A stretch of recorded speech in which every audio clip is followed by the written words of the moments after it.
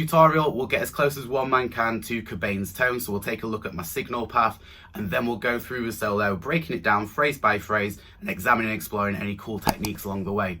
So, come on, let's get started. Okay, so I've just loaded up a fresh patch on my Kemper profiler. I love using the Kemper. It's just got a wide range of rigs and sounds just at the click of a button. And when you're trying to dial in something fresh that maybe you've not done before, it's a really great tool. And the sounds are fantastic. So I've started with a 5150, by all accounts from research I've done online, what I've read, that sounds about appropriate for what Kurt would have used. Or at least it sounds great as a starting tone. Now I've cut the bass a little bit, I've cranked the treble to about 1 o'clock and middle straight up at noon. And that sounds like a really good sort of lead tone starting point.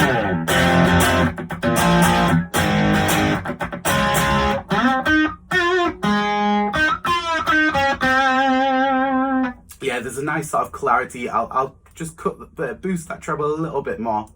There's a nice clarity to that tone for a nice cut through the mix, and it's a good starting point.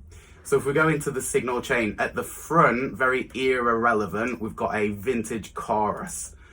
Personally, if I was doing this, if I was creating my own tone for my own work, I'd probably have my chorus in the back of the amp, so not running through the front, because that way it's getting coloured by the EQ of the amp.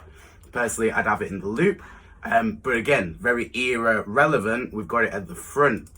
So I've gone for a vintage chorus now. By all accounts, Kurt was using the small clone. This seems like a fairly accurate sort of recreation.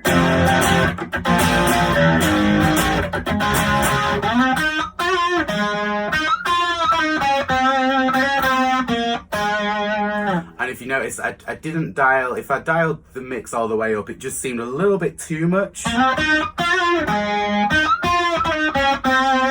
Yeah, so I just wanted to cut that by a fraction, just so it wasn't too overbearing, but very clearly, is quite clearly chorus.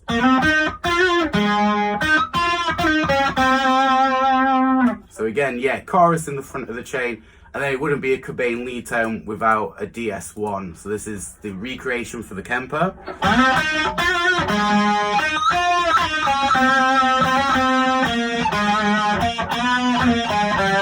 I'm just going to cut that mix a little bit too. That's a bit too bright for Cobain.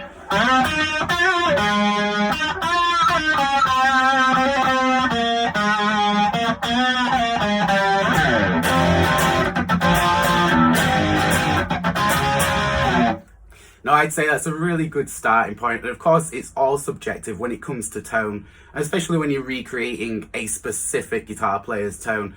Of course, given some extra time, I would be tweaking this and fine-tuning it some more, but definitely that's a really good starting point, and I'm happy with that. So let's crack on. It is just worth saying, guys, if I wasn't lucky enough to have access to a Kemper profiler and all the fantastic sounds that it has available inside of it, you can definitely do this song justice with some budget-friendly effects. For example, I've got access to a Bubbler Chorus by Fender, which is a fantastic chorus pedal and will definitely get you close to the Nirvana tone. And then for the saturated overdrive effects, you could use something like a Rat, which is also a great substitute. Just an honourable mention to companies such as Tone City, who do a fabulous selection of overdrives and modulation effects for really budget-friendly prices. But effects are no effects, guys. You know you can have a tremendous amount of fun learning and playing these solos and just playing them with the passion we know Cobain will have wanted.